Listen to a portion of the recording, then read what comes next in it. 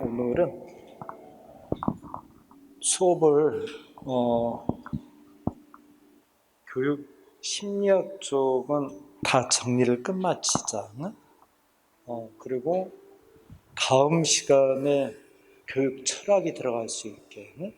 그래서 오늘은 보강 시간을 심리학까지만 다 마무리시키고 토요일날 수업에 교육 철학 처음부터 들어가는 걸로 그렇게 진행을 할게. 그래서 교재는 우리가 인본주의 학습 이론까지 저번 시간에 했었지. 그래서 오늘은 구성주의 학습 이론으로 들어갈 차례 맞지 않나? 120페이지를 피고, 그리고 보충 자료도 옆에 이렇게 펴놓고. 됐어? 자, 그러면 여기 보자. 오늘은 우리가 이제 학습 이론을 하는데, 학습 이론에서 우리가 처음에 정리했던 학습 이론은 뭐지? 행동주의 학습 이론이었지. 두 번째가 인지주의 학습 이론이었지. 세 번째가 인본주의 학습 이론이 있지. 마지막 구성주의.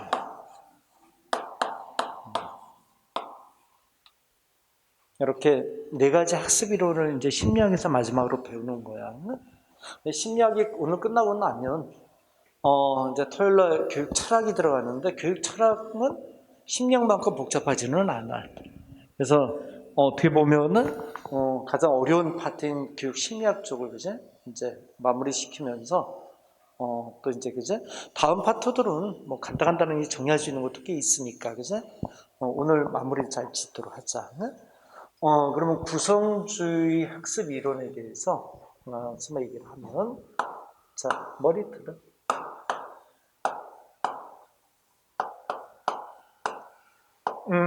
구성주의다라는 게 뭐냐면, 이 구성이라는 표현이 뭐죠, 여러분들? 평소에 구성한다고 그러잖아요. 뭔가 이렇게 만드는 거 아니야, 상황을? 그제? 그래서 구성주의다라는 것은 어렵게 생각할 필요 없어. 학습자가 이렇게 있어.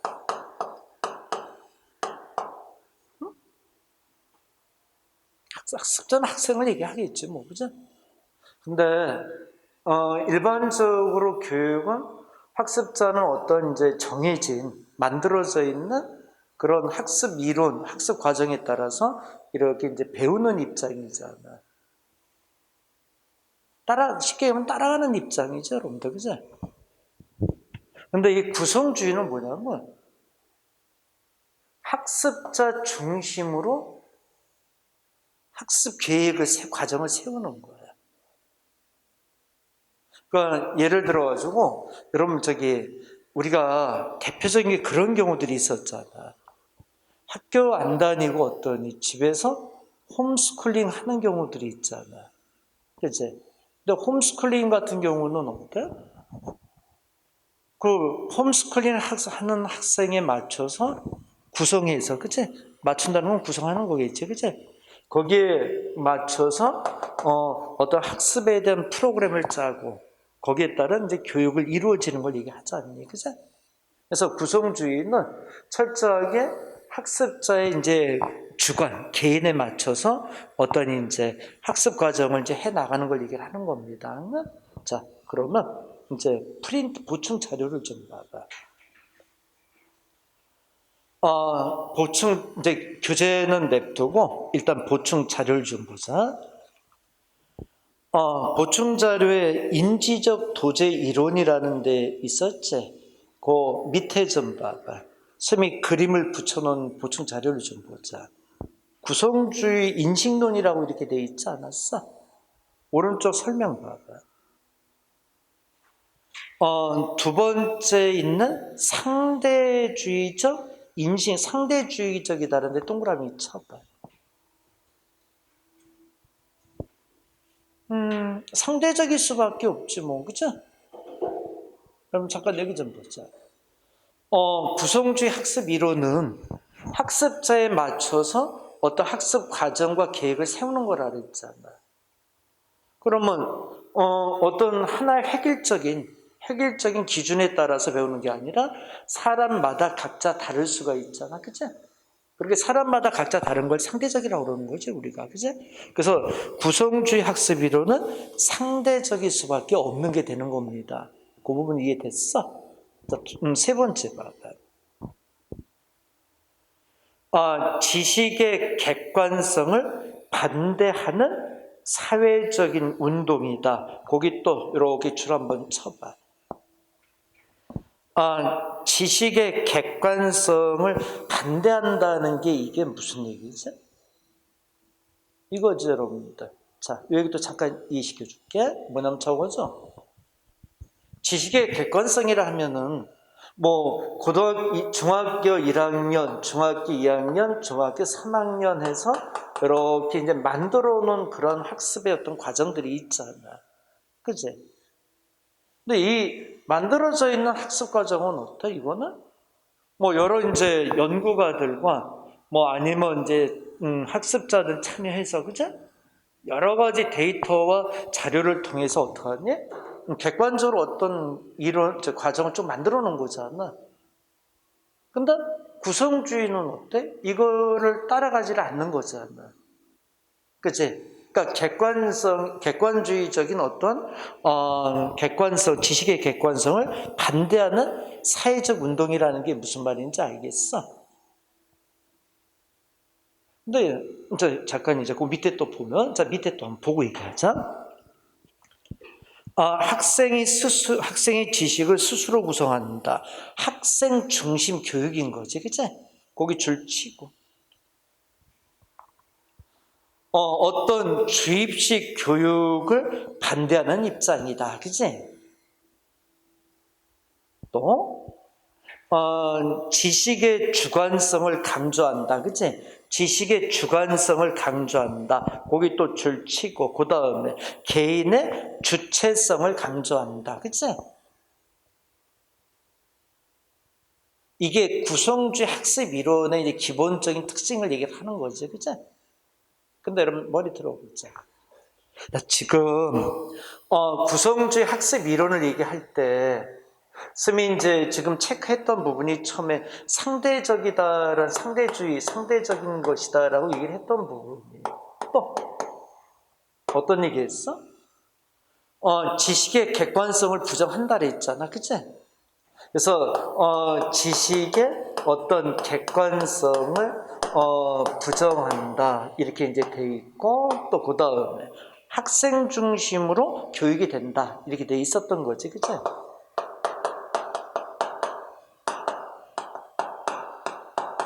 그리고 주관성, 그치? 지식의 주관성을 그치? 강조한다 이렇게 돼 있잖아. 자, 머리 틀어봐봐. 이야기는 전부 다 같은 얘기죠, 여러분들, 그치? 결국은 누구 중심인 거예요? 학습자 중심인 거죠, 그치? 그러니까 어떤 사회적으로 만들어져 있는 학습 어떤 과정을 따라가는 것이 아닌, 그치? 그래서 여러분들 이렇게 해서 만들어진 게 대표적인 게 뭐였어? 구성주의에 따라서 만들어진 학습 방법이 뭐죠? 아까 얘기했던 홈스쿨링도 있을 수 있고 또 대안학교들이 있었잖아, 여러분들, 그치? 대안학교가 뭔지 알지?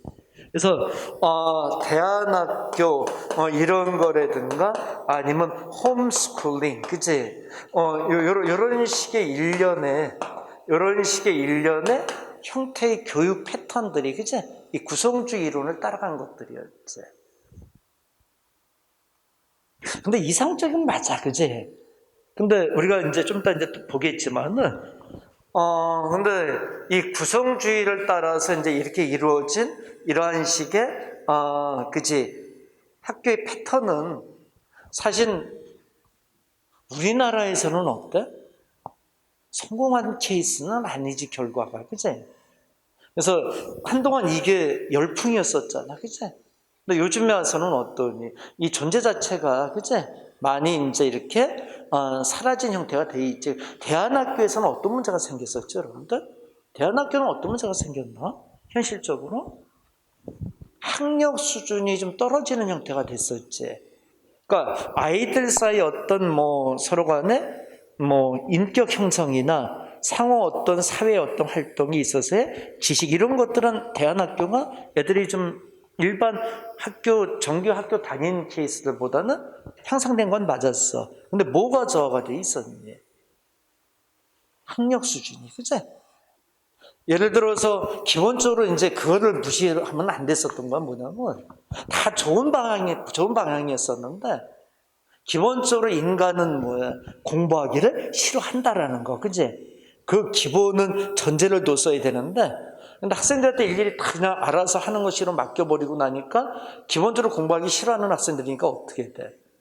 자연히, 그치? 그러니까 우리가 공부하다 보면 막 싫은 것도 해야 되고 막 그럴 때가 있잖아, 그치? 근데 그런 데서 한계가 온 거지, 그치? 근데 여기는 또 무슨 문제가 생겼네, 이거는. 아무래도 홈스쿨링 같은 경우는 이제 부모들이 직접 이제 관리했던 것들이잖아, 그치? 그러니까 어떻게 보면 학력 수준은 여기가 좀 있을 수는 있었어. 그러면 부모들이 따지 못하게 하고 막말로 그치 가다 놓고 시키는 건데, 그치? 근데 여기는 무슨 문제가 또 생겼지? 혼자 저렇게 떨어져서 하다 보니 내 인격 형성에 문제가 있었던 거지. 그래서 결국 우리나라에 있어서는 한동안 열풍이었었지만 지금은, 그치? 이제 많이 이렇게 배척되는, 그치? 배제되는 그런 형태가 돼 있지. 근데 구성주의의 학습 이론은 첫째 이렇게 발전이 된 건 맞아. 이건 이해됐어? 자, 그러면 이제 우리가 이제 보면은 자, 교재로 와봐. 보면 아니 이제 교재 오기 전에 그림 좀 다시 밑에 맞아 보자. 그래서 어떤 식으로 돼 있나? 정보와 사회 발달에 따른 교육의 패러다임의 변화와 기존 교육한 것이 지닌 문제점에 대한 대안으로서 대두된 것이다. 이렇게 돼 있었지, 그치? 그래서 마지막에 대안이라는 대안교육이라는 거 호출을 한번 쳐줘. 그럼 밑에 그림도 봐. 왼쪽에 이제 기존의 교자 중심의 이제 교육이 이렇게 되는 거고, 그 변화가 학습자 중심, 학습 환경, 오른쪽으로, 그죠?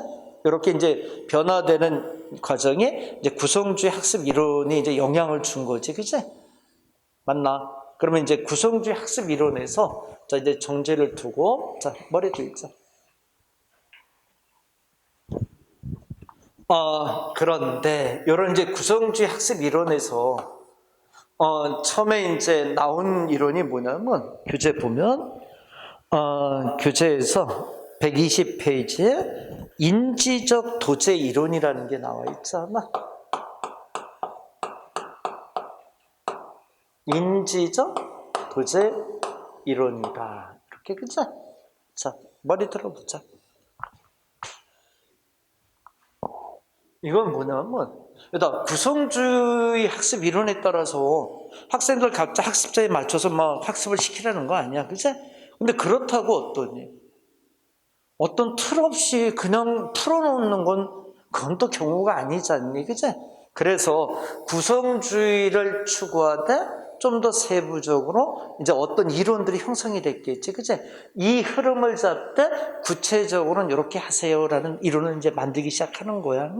그래서 제일 처음에 만들어진 게 인지적 도제 이론이라는 거야. 근데 이거를 설명하는데, 자, 잠깐 보자. 요 도제라는 단어를 알면 되는 거 아니야? 도제가 뭐지? 이거는 인지적 도제 이론은 쉬운 거야. 도제라는 단어는 알면 끝나는 거지. 뭐 도제가 뭐지? 도제 제도라는 거 여러분 많이 들었잖아요. 뭐지? 그거 아니야? 내가 뭐 예를 들어서 한식에 관한 요리를 배우고 싶은 거야. 됐지? 그러면 어떻게 배워? 뭐 학교를 다니고 뭐 기타 등등 해서 이제 가서 배울 수 있지. 뭐 학원을 다니면서도 배울 수 있고, 그치? 근데 그런 경우는 구성주의에 안 맞는 거잖아. 그치? 그거는 기존의 사회 어떤 학습의 어떤 틀에 맞춰서 내가 가서 배우는 거니까, 그치? 구성주의에 따르면 어떻게 하는 거야?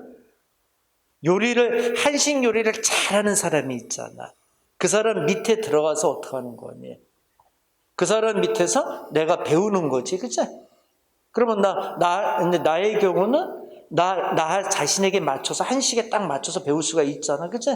그리고 나 하나니까 여러 학생들을 안 하는 거니까 그 스승, 선생, 전문가가 나에게 어때? 맞춤 교육을 해줄 수가 있잖아. 그게 도제제도 아니야? 도제제도는 예전에 중세에서도 많이 성행을 했었던 거죠, 여러분들. 뭐 칼 같은 거 만들자 그러면 대장간에서 직접 들어가서 일하고 막 이렇게 저기 뭐 청소하면서, 그치? 거기서부터 바닥부터 배우는 거잖아.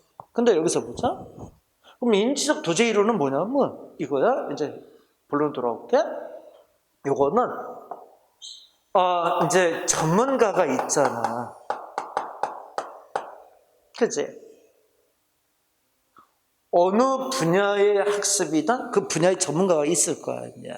그러면 전문가가 있으면 또 누가 있어, 상대적으로? 초심자가 있지 않겠어?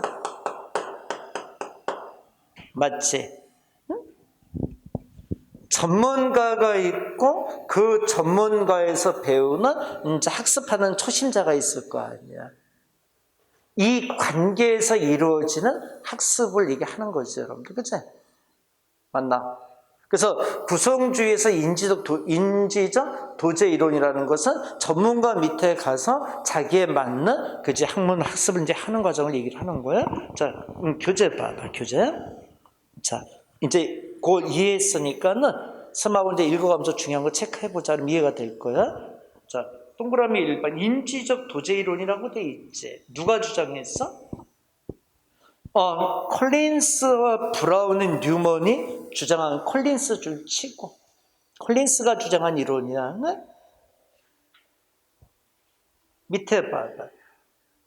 전문가와 초심자 간의 특정한 관계 줄 치고. 그게 무슨 말인지 알겠어? 여기 머리 들어보자. 전문가 밑에 들어가서 초심자가, 그치? 직접 그 사람이 갖고 있는 전문적인 지식을 내가 습득하는 과정이 도제잖아, 그치? 맞나? 자, 그리고 이제 가보자. 쭉 가다가 연속적인 자아 성찰을 강조했다. 거기 줄 한번 쳐주고. 연속적인 자아 성찰을 강조했다. 오른쪽 읽어봐. 이게 무슨 얘기냐면 고차원적인 그런 인지적 기술 습득과 배양을 위한 방법이다. 그러니까 그 사람이 전문가가 가지고 있는 이 기술을 습득하고, 그치? 배양하는 방법이야. 자, 그리고 이제 그 자아 성찰에는 뭐 기억, 니은, 디귿이 있는데 그건 됐고, 이제 밑으로 내려가 보자. 인지적 도제 이론의 학습 방법이라고 돼 있잖아. 줄 한번 쳐봐. 자, 여기 머리 들어보자. 그러면 들어봐. 이 인지적 도제 이론은 이 이론에서 전문가에서 초심자가 이제 배워가는 과정에 있어서 요 학습 발전 이제 과정이 있다라는 거야. 그래서 이제 처음에 뭐로 돼 있어? 1단계, 그 다음에 2단계, 3단계 이렇게 이제 설명이 되어 있는 거예요. 1단계는 뭐로 되어 있죠? 모델링이나 코칭, 인지적 기반 구축, 스카폴딩, 그게 우리 저 앞에서 배울 때 인지적 기반 구축에서 스카폴딩이 뭐였지 그게? 비계 설정이지, 비계 설정. 여기 보자. 모델링, 또, 그치, 코칭, 또, 스카폴딩, 비계 설정이라는 게 뭐죠, 여러분들? 저거지 않았어? 공사 현장에서, 공사 현장에 이렇게 건물을 짓는데, 그 건물 주변에 이렇게 우리가 비계를 설정하잖아, 그치? 맞지? 그래서 이 판에 올라가서 건물을 이렇게 지어 나가는 일을 도와주는 거잖아, 그치? 맞나? 비계라는 개념이 원래 그런 거잖아. 기억나지? 그래서 이제 1단계는 이렇게 모델링, 코칭, 비계 설정을 해주고, 근데 이 사람이 갖고 있는 전문가의 역할이 이제 있는 거죠, 여러분들. 그죠? 모델링이 있어야 될 거 아니야, 그죠? 뭐 한식을 하는데 한식에 대한 뭘 잘 이렇게 잘하는 사람이 기본적으로 어떤 샘플 모델링이 있어야 되잖아. 또 어떻게 하는 코칭, 비계 설정, 그죠? 그 다음에 두 번째 단계는 뭐야? 명료화의 반영이다. 명료화, 반영 이렇게 해서 이제 두 개가 돼 있고 마지막에는 탐색 요 과정. 이렇게. 그래서 이런 식의 어떤 학습 과정을 통해서 전문가에게서 초심자가 그제 뭔가를 이제 배워 나가는 그런 이론이 도제 이론을 얘기를 하는 거야. 잠깐 여기 봐봐.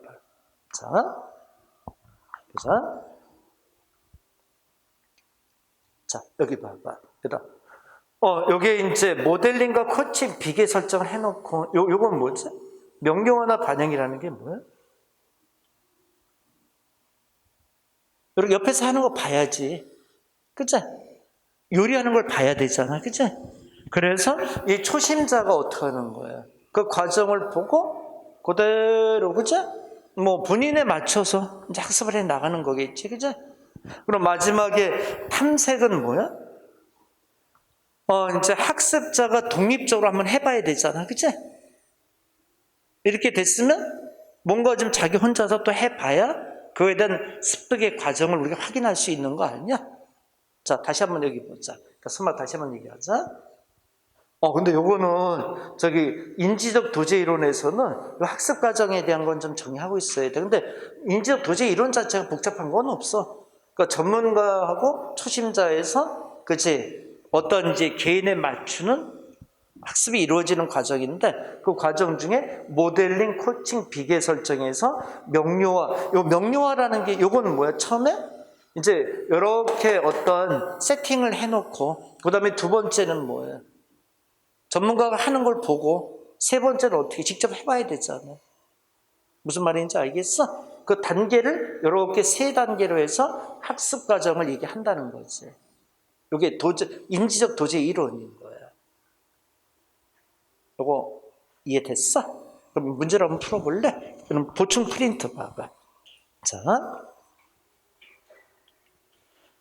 요게 이해가 됐으면, 자, 이제 보충 프린트에서 그 그림 밑에 있는 1번 문제답 찾아봐. 어느 거야? 이제 기회를 줄 테니까, 자, 문제 3개, 2개를 한번 해결해 보자.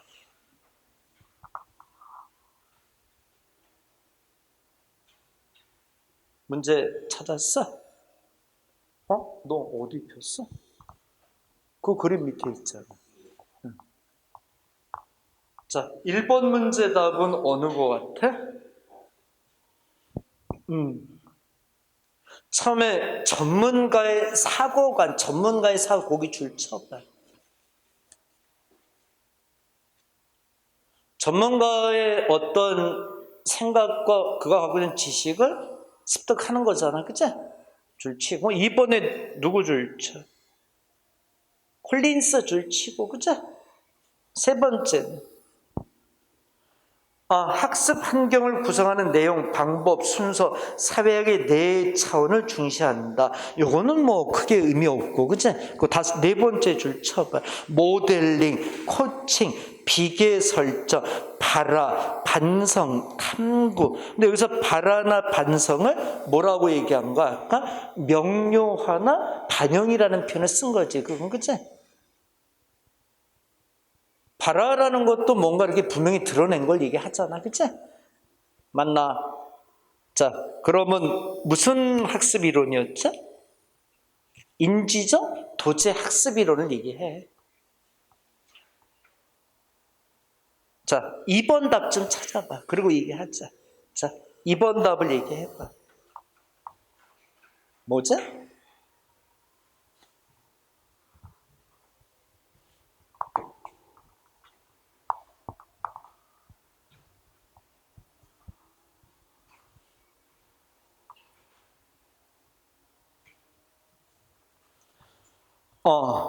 체크했어. 다음은 인지적 도제 모형에서 기초한 수업 단계 일부이다. 보기에 해당하는 것은 무엇인가? 뒷장 넘겨봐. 근접 발달 영역에서 이루어지는 것이 바람직하다. 코칭 과정에서 과제 수행의 보조를 위한 것이다. 교사와 학습자 공동으로 이루어지며 학습자에게 디딤돌 역할을 한다. 됐나?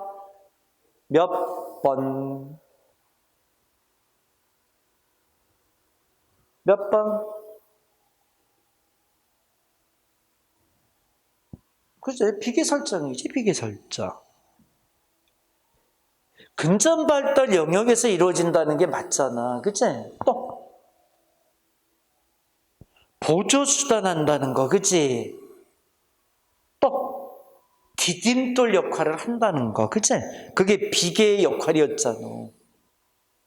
맞나? 오케이. 자, 그러면 자 이제 여기 좀 들어보자. 자, 그러면 스미 이제 결론을 내리고 그 다음에 또 학습 이론을 또 하나 볼게. 구성주의에. 그다음 인지적 도제 이론에서 가장 우리가 어떤 표현이 가장 딱 와 닿으면 인지적 도제 이론이라고 딱 생각을 하면 돼. 뭐 전문가. 그죠? 요거. 응? 요게 이제 표현이 되어 있으면 인지적 도제 이론으로 보면 되겠지. 그치? 그리고 학습 과정은 어때? 처음에 딱 기본적으로 세팅은 돼야 되잖아. 뭐를 배워야 되겠다 이렇게. 그치? 그 다음에 두 번째는 전문가가 하는 걸 봐야 되잖아. 그리고 마지막에 본인이 해봐야 될 거 아니야. 그치? 그래서 이루어진다는 얘기입니다. 응? 얘기 됐어? 자, 그 다음에 이제 두 번째 보자. 자, 교재로 와서 이제 교재 뒷장을 넘겨서 이제 상황적 교수 학습 이론 앵커드 수업 모형이라고 돼 있잖아. 자, 이제 이 얘기하자.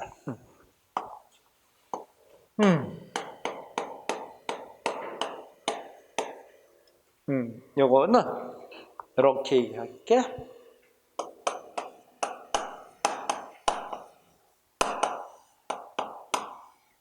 자, 요거는 옆에다가 이렇게도 또 쓰자. 상황,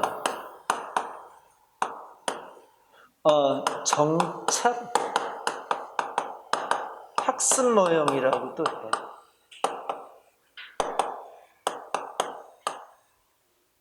이렇게 옆에다 하나 붙여봐.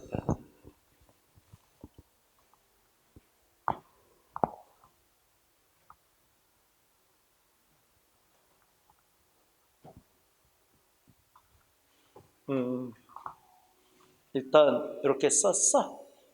자, 그러면 이 얘기는 이제 쌤이 또 설명을 해줄 테니까 얘기 잘 들어봐. 아까 인지적 도제 이론에서는 도제라는 이 표현에 초점을 맞춰서 전문가 초신가 얘기를 했었잖아. 그럼 쌤 한번 물어보자. 얘들아 머리 들어. 구성주의 학습 이론에서 이 앵커드라는 게 뭐지? 앵커드가? 앵커가 뭐야? 앵커. 그 교재 봐봐. 앵커에서 이렇게 단어가 있잖아. 요걸 알면 이 학습 이론도 금방 이해가 돼. 자, 머리 들어보자. 앵커드가 이게 뭐지? 앵커가? 이게 얘들아 배에서 다시라 그러지. 이렇게 내리는 거 있잖아. 니네 배 저기 멈출 때 어떻게 해? 그치? 이렇게 닷을 내리잖아. 그래서 뭔가 이렇게 딱 정착을 하잖아. 그치? 맞지? 그래서 우리 도시 중에서 앵커리지라는 도시가 뭐야? 배가 정착하고 머무는 그런 것을 이제 했다 그래서 앵커리지. 비행기가 이렇게 들리는 정착하는 지역을 앵커리지라는 유명한 도시가 있잖아. 그치? 그럼 여기 봐봐. 그럼 이건 뭘까? 그럼 이건 이거야. 자, 이제 쉽게 얘기할게. 딱 어떤 상황이 있잖아. 응? 이제 실제, 좀 이따 요건 필기하라는데 해나? 실제 학습을 해야 되는 상황이 있을 거 아니야. 그치? 얘한테 뭘 가르쳐 줘야 되겠다. 이런 이제 실제 상황 학습이 있을 거 아니야. 맞지? 그러면 어떡하냐? 여기에 딱 맞춰서, 여기에 딱 맞춰서 정확하게 거기에 딱 학습을 정리해 주는 거야. 닷을 딱 내리듯이. 그러니까 막 여러 개 이렇게 얽히는 게 아니라 요 실제 학습 상황에 딱 맞춰서 배가 이렇게 정착하듯이, 그치? 거기에 맞는 딱 학습이 이루어지는 거지, 그치? 무슨 말인지 알겠어? 자, 여기 좀 보자. 봐봐. 이제 실제 상황에, 자, 다시 한번 얘기 들어봐. 실제 학습 상황이 있을 거 아니야. 뭐가 있을까? 뭘 가르쳐 줄까? 테니스를 가르쳐 주자. 됐지? 얘한테 이제 학습을 테니스라는 이런 이제 운동을 가르쳐 줄 거야. 됐지? 그러면 이 테니스에 필요한 뭐가 있어? 지식이나 정보가 있지 않아? 그치? 맞지? 그래서 요 테니스에 적합한 지식과 정보를 딱 배가 정착하듯이 거기에 맞게, 그치? 구체적으로 딱, 그치? 요거를 구체적으로 제시를 하는 거지. 뭐 예를 들어서 한번 물어보자. 스미 테니스를 가르쳐 주는데 축구 얘기할 필요 있어, 없어?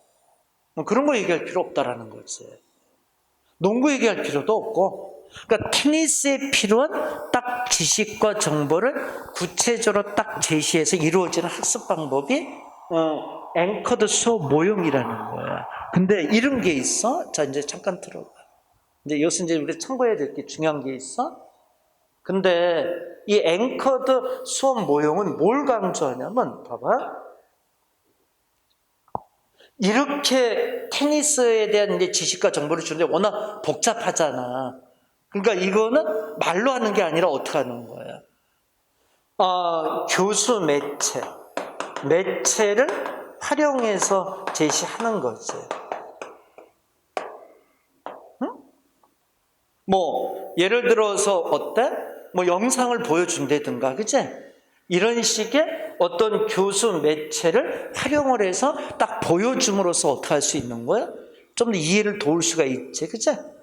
뭐 예를 들어서 이런 거 있잖아. 스미 뭐 테니스의 지식과 정보를 구체적으로 제시하는데, 뭐 라켓은 어떻게 잡고 어떻게 스텝을 해야 되고 어떻게, 그지? 여러분 공을 쳐야 된다. 공이 떴을 때는 어떻게 해라. 막 이렇게 선생님 말로 하면 어떠니? 이거 잘 알아듣기 힘들지 얘들아, 그치? 근데 선생님이 딱 그거를 여러분한테 촬영해서 유튜브를 촬영해서 보여주는 거야, 그치? 그럼 여러분 어때? 배우기가 한결 수월해지는 거지, 그치? 그래서 요 앵커드 수업 모형에서는 요 부분을 잘 기억을 하고 있어야 되나? 자, 이제 그러면 살펴보자. 자, 수민이 줄 치라는데 쳐봐. 앵커드 수업 모형에서 목적 있는데 봐봐. 다양한 교수 매체를 활용해서 다양한 교수 매체가 동그라미 딱 치고 요게 뜨면은 앵커드 수업 이론이야. 그리고 실제와 유사한 학습 환경을 제공하는 거야. 줄 치고. 그래서 현실 상황에서 활용 가능한 지식을 제공하고 문제 해결력을 증진시키는 방법이란 얘기지. 이해됐어? 자, 그러면 여기 좀 보자. 자, 머리 들어. 그러니까 앵커드 수 모형이라는 거는 간단한 거야. 또 요 얘기 하면 되지. 앵커가 뭐야? 다시죠. 그러니까 어느 특정한 딱 그 지식 학습에 대한 부분을 딱 거기에 초점을 맞추는 거지, 그죠? 실제 상황에 맞춰서, 그죠? 그리고 지식과 정보를 구체적으로 제시하는데 뭘 통해서? 교수, 수업 매체를 통해서, 그죠? 얘기 됐나? 자, 그럼 요걸 가지고 자 우리가 문제를 한번 풀어보면서 다시 한번 얘기를 하자. 자, 보충 자료로 와봐. 앵커드 교수 상황적 학습이다라고 돼 있고, 그치? 그 문제가 3개가 제시가 돼 있거든?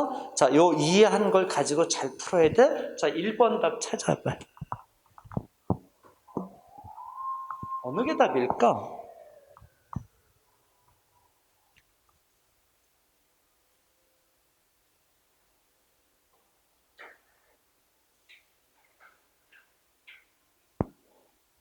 일 번 답만 찾아봐. 몇 번?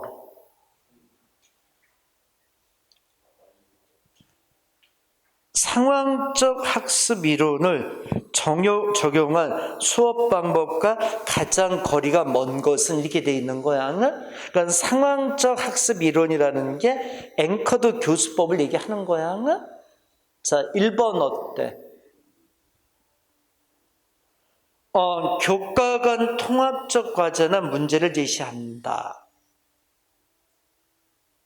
어때? 여기 봐봐. 여기 봐봐. 봐봐. 테니스를 배우는데, 응? 실제 학습 상황을 배우는데, 테니스에는 다양한 또 테니스 분야의 이론들이 있잖아. 맞죠? 근데 실제 상황을 테니스를 치는 거 보려면 그게 다 복합적으로 들어와야 되는 거 아니야?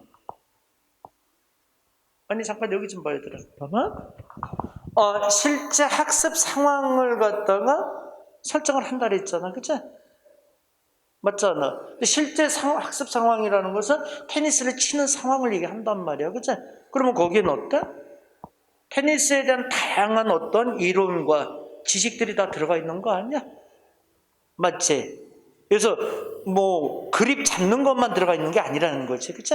그러면 1번 답은 어때? 말 되는 거 아니야?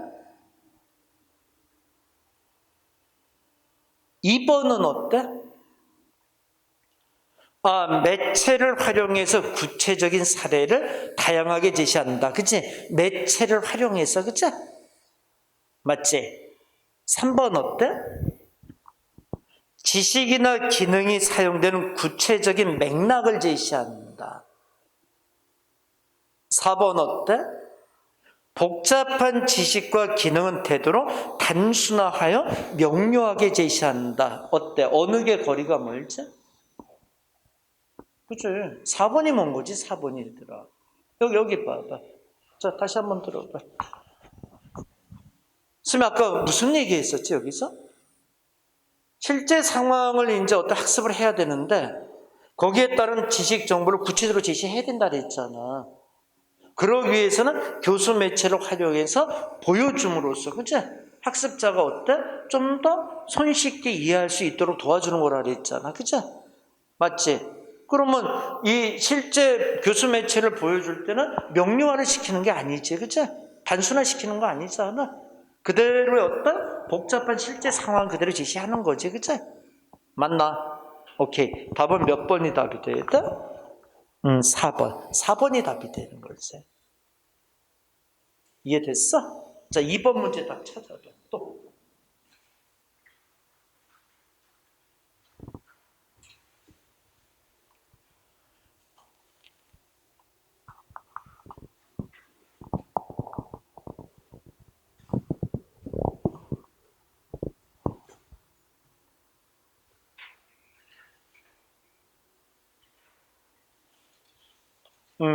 수민 한번 체크해 볼래? 1번은 어때? 지식이나 기능은 유의미한 맥락 속에서 제공되어야 된다. 어때? 맞겠죠? 자, 뒤져 넘겨봐. 2번은 교실에서 학습하는 것과 교실 바깥에서 필요로 하는 것이 것의 관계 형성을 돕는다. 어때? 3번은 어때? 전이를 촉진할 수 있도록 추상적인 형태의 지식을 제공한다. 4번은 다양한 사례를 활용해서 능동적인 문제 해결을 유도한다. 오케이, 몇 번이다? 3번이 아니지. A, 추상적인 형태의 지식을 제공하면 더 복잡해 안 되지. 누구 애먹일 일이 있니? 여기 봐봐. 구체적이라 그랬잖아. 그치? 구체적으로 하기 위해서 어떻게 해야 돼? 애가 추상적이라는 것은 쉽게 개념적이고 이해 못하는 것들이잖아. 그치? 그걸 줄이기 위해서 뭐도 활용했어? 교수 매체도 활용을 했잖아. 그치? 맞나? 그 답은 3번이 틀렸던 거지. 찾을 수 있겠어? 자, 3번 문제 딱 찾아봐.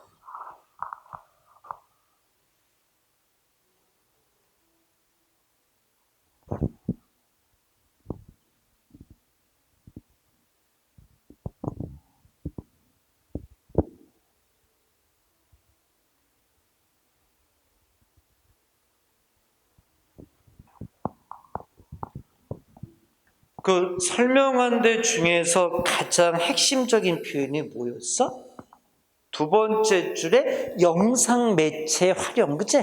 거기 딱 줄 치고. 그리고 마지막 줄에 현실 상황에서 활용 가능한 문제 해결을 촉진, 증진시키는 교수법. 됐나? 실제 상황, 현실 상황, 그치? 딱 줄 치면 되지 않아? 몇 번? 4번은 정황학습, 그치? 정황학습이라는 건 상황학습을 얘기하는 거예요. 정황이나 상황이나 같은 얘기지, 뭐, 그치? 맞나? 이해됐어? 자, 그러면 이제 스마고, 자, 또 인지적 유연성 이론을 얘기하자. 교재 다시 와봐. 교재로 와서, 자, 122페이지, 인지적 유연성 이론을 또 얘기를 해보자. 자, 머리 들자. 여기 잠깐 봐봐. 지금 구성주의 학습 이론은 뭐야? 학습자 중심으로 교육의 어떤 학습의 과정이 이루어지는 거야. 맞지? 그래서 첫 번째 뭐야? 인지적 도제 이론이지. 이건 뭐야? 학습자가 전문가한테 들어가서 배우는 거야, 얘들아. 응? 맞지? 근데 이 학습 과정은 3단계로 이루어져. 그치?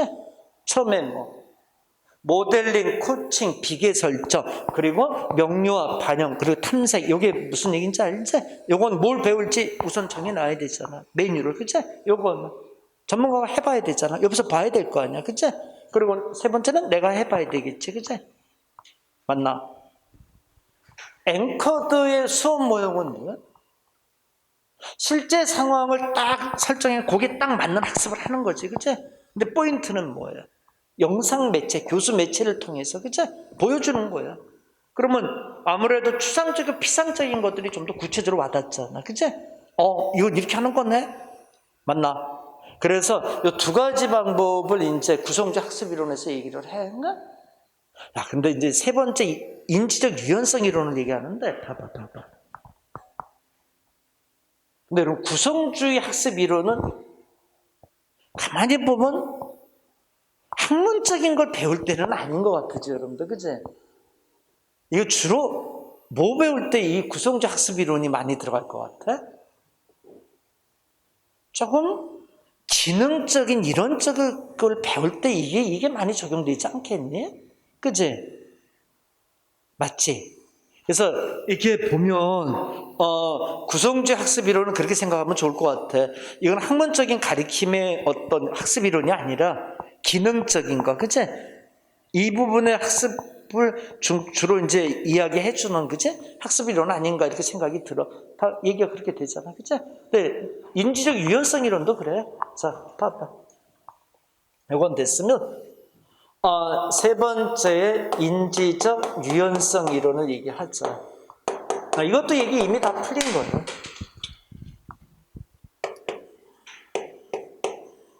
자, 요것도 이제 스미 딱 이제 설명해 줄 테니까, 이제 스미기 듣고, 자, 보자.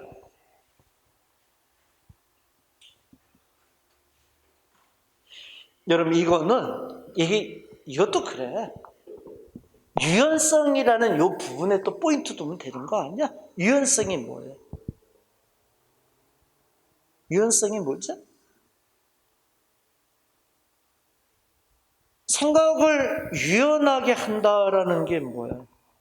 상황에 맞춰서 내가 뭔가의 연관성을 가지고, 그죠? 생각하는 걸 유연성이라고 얘기하는 거 아니야? 그러니까 어떤 딱 일정한 고집된 기준이 있는 건 아니지. 상황에 맞춰서 내가 판단하고 생각하는 거잖아. 그럼 맞아, 근데 얘기 끝난 거야, 얘들아. 머리 들어. 인재 유연성 이론은 뭐냐면 워낙 사회가 어떻게 되니? 급변하고 있지. 맞지? 또 뭐가 돼 있어? 다양해졌잖아. 어떠한 분야의 일들이 참 다양하게, 그치? 우리가 폭넓게, 그치? 엮여 있잖아.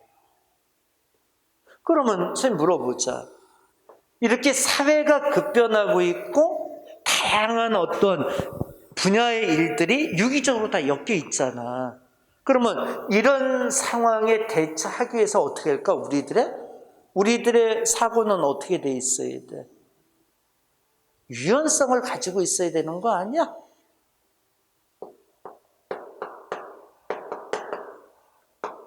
그치? 맞지? 그러면 선생님 물어볼게. 자, 머리 들어봐.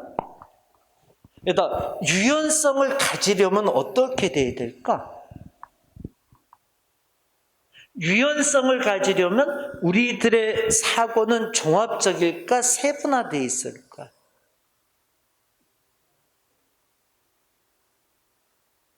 아니, 생각해봐. 어떤 일에 있어서 유연성을 갖는 그런 사고를 할 거야. 응? 그러면 우리들의 사고는 종합적이어야 돼? 우선 세분화되어 있어야 돼? 세분화되어 있어야지. 세분화돼서 어떤 이야기들에 대한, 그치? 정확한 판단을 해서 서로 간의 어떤 유기적인 관계를 가지고 종합적으로 마지막 판단을 해야 되겠지, 그치? 자, 한번 봐봐. 유연성 이론을 좀 봐봐. 자, 거기 교재를 보자. 인지적 유연성 이론에서는 첫 번째 줄 쳐봐. 여러 지식의 범주를 넘나들면서 다양한 방법으로 연결하는 급격하게 변화돼가는 성향적 요구에 적응력 있는 대체 능력이다. 그러니까 지식의 범주를 다양하게 넘나들면서 다양한 방법으로 연결한다는 얘기지. 그치? 그게 포인트야. 얘기 됐어? 그러면서 내려가 봐. 그 학습 원리 좀 봐봐. 인지적 유연성 이론의 학습 이론은 학습자가 충분히 다룰 수 있는 정도의 복잡성을 지닌 과제로 작게 세분화시킨다는 거. 거기 줄 쳐봐. 그리고 다양한 소규모의 예를 제시한다라는 거. 여러분, 저 그림 이제 보충 자료 좀 봐봐. 자, 보충 자료 보자. 거기 보면은 인지적 유연성 이론이 이렇게 돼 있지 않아? 비구조화된 지식 상황이 있고 어떤 일정한 지식 범주 내에서 보고 그 지식 범주 내에서 다시 지식을 재구성해서 세분화시켜서, 그치? 지식의 재구성을 세분화시킨다는 얘기를 하는 거예요. 얘기 됐나? 그래서 이런 식의 어떤 그치, 학습을 이야기하는 것을 인지적 유연성 이론이다 이렇게 얘기를 해. 얘기 됐나? 자, 그러면 이제 여기 좀 보자. 자, 이제 여기서 설마 얘기하고 이제 얘기하자. 근데 지금 구성주의 학습 이론을 스미 세 가지 얘기해줬잖아. 뭐뭐 얘기했죠? 인지적 도제 이론. 두 번째. 앵커드의 앵커드 수업 모형, 그치? 상황적 어떤 정착 학습 모형, 그 다음에 인지적 유연성, 이거 세 가지를 얘기해. 근데 문제의 초점은 1번하고 2번 쪽에서 많이 이루어지고, 요거는 가볍게 정리해주고, 근데 요거는 나중에 한번 심화 들어갈 때 다시 한번 또 정리해줄게. 그래서 요건 다시 한번 또 얘기하기로 하고, 우선 요렇게 두 개 중심으로 정리 잘해, 여기는. 도저히 일어나고, 앵커드 수업 모형, 이 두 가지 중심으로 여러분이 잘 정리를 해주면 좋겠다. 자, 그러면 교재 이제 또 보자. 보면, 그 밑에 3번에 구성주의 학습 원리에서 전통적인 교실과 구성주의 교실 어떤 차이점을 선생님이 쭉 보여주고 있지, 그치? 근데 전통적인 거는 우리가 어떤 이제 틀에 잡힌 딱, 그치? 체계화되어진, 규칙화되어 있는 어떤 학습 과정을 가져가는 거고, 오른쪽은 구성주의 교실은 어때? 이제 개인의 학습자에 맞춰서 이루어지는 것들이지, 뭐, 그치? 그래서 지금까지 설명했던 거를 쭉 비교해 놓은 표야. 그러니까 여러분들이 그 표는 한 번 정도 읽어봐. 그래서 구성주의 교실은 그제 주로 학생의 질문을 추구하고 질문을 높이 인정을 한다 하면서 그제 이렇게 쭉 학생 중심으로 이루어지 학습자 중심으로 이루어진다는 거, 그제 그걸 쭉 설명하고 있는 박스야. 한번 읽어봐. 자, 그러면 뒷장을 넘기자. 이제 뒷장을 넘겨서 5번의 기억, 연습, 전이, 망가. 기억은 우리 정보처리 이론을 배웠잖아. 앞에서 정보처리 이론 배웠잖아, 그치? 그러니까 이거는 다시 할 필요가 없겠지, 그치? 내려가봐. 전이라는 게 뭐지? 그 밑에 봐봐. 전이라는 것은 옮겨가는 것을 전이라고 그러지 않아? 그래서 뭐라고 돼 있어? 학습한 내용을 새로운 장면에 적용해서 사용하는 걸 전이라 한다. 그치? 거기다가 한번 줄 한번 쳐줘. 전이라는 표현만 그렇게 알아들으면 돼. 그리고 뭐 전이의 종류는 긍정적, 분수평적, 수직적. 전이의 조건은 유사서 학습의 정도, 시간의 간격, 지적 능력 뭐 이렇게 돼 있는데, 여러분 가볍게 보고 전이라는 개념만 이렇게 챙겨주면 돼. 됐어? 자, 그럼 이제 뒷장을 넘겨보자. 전이론에는 형식 도야설, 일반화설, 동일 요소성, 형태 이조설. 됐어? 여러분 가볍게 한번 참고해주고, 망각이라는 건 말 그대로 잊어먹는 걸 망각이라 하는 거지, 뭐, 그치? 큰 의미 없어? 이런 건 여러분들이 한 번 정도 그냥 읽어보면서 이런 내용이구나 이렇게 이제 체크해주면 돼. 자, 이제 문제의 초점이 되는 이제 4번에 학습자와 환경의 상호작용이라는 데로 들어가야 돼. 여기도 이제 문제가 굉장히 초점이 많이 맞춰서 나오는 파트거든. 그러니까 여기는 잠깐 쉬었다가 씀하고 다시 들어가서 이 부분은 다시 얘기를 하자. 자, 그럼 여기 봐봐. 자, 이제 여기까지 얘기한 거 다시 마무리 짓고 그 다음 갈게. 학습 이론은 다 끝난 거예요. 아까 우리가 인지적 유연성 이론 얘기하면서 학습 이론에 대한 설명 끝난 거예요.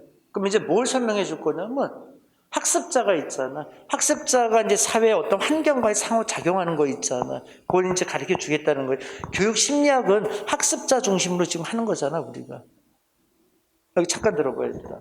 저기 교육 심리학은 누구 심리를 파악하는 거지? 누구 심리 파악하는 거야? 선생님 심리 파악해서 뭐 하려고 그래? 학습자, 학생들의 심리를 파악해서 어떻게 교육을 할 건지 지금 얘기를 하는 거잖아. 그치? 교육 철학은 누구 얘기하는 거야? 철학은 학생 무슨 철학이 필요해? 그치? 학생들이 무슨 철학은 뭘 가지고. 이제 이거는 교수자, 가르치는 사람들, 그치? 이들의 철학이 필요한 거지, 그치? 맞지? 그래서 이제 요게 끝나면은 이제 학생들 입장을 끝내면 이제 선생들 입장으로서 어떤 철학을 갖고 가르칠 건가, 그치? 이제 이렇게 들어가는 거지? 요게 끝나면 사회학은 뭐죠? 그러면 우리가 봐봐.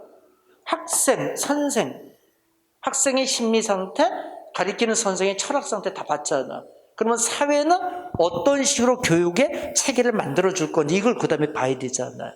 이게 교육 사회학인 거야. 그래서 이제 단계별로 이렇게 대상별로 들어가면서 지금 연습을 하는 거지. 이제 우리가 교육 심리학에서 마지막은 이제 학습자가 가지고 있는 어떤 그제 환경과의 상호작용 이 부분을 이제 한번 살펴보자는 얘기지, 그죠? 그래서 그거는 잠깐 쉬었다가 이어서 또 하자. 응? 쉬었다 하자. 응.